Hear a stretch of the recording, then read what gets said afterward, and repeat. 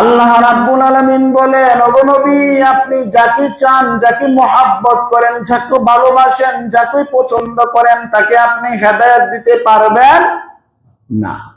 হেদায়েতের চাবিকাঠি, হেদায়েত দেওয়ার মালিক একমাত্র যিনি, তিনি হলেন আল্লাহ। আল্লাহ ছাড়া কেউ হেদায়েত দিতে পারবে?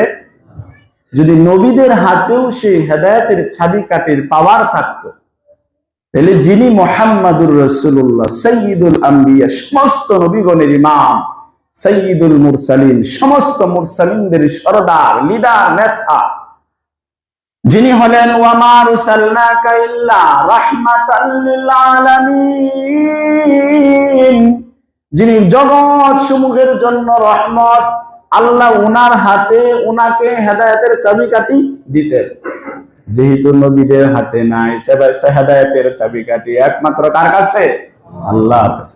হাদিসে আসছে রাসূলুল্লাহর চাচা আবু তালেবকে জাহান্নামের সবচেয়ে নিম্ন স্তরের যে শাস্তিটা আছে সেটা দেওয়া হবে।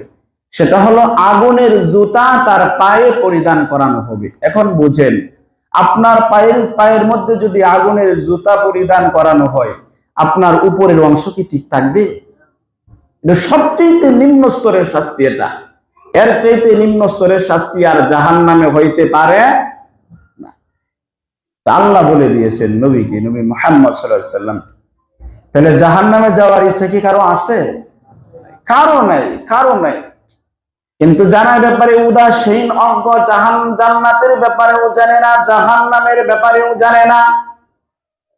হেরা যদি কয় যে আল্লাহ বানাইছে, জান্নাতও বানাইছে, জাহান্নামও বানাইছে, সুতরাং আমি জাহান্নামেও যেতে চাই, আবার জান্নাতেও যেতে চাই, এটা বোকামি ছাড়া আর কিছু না।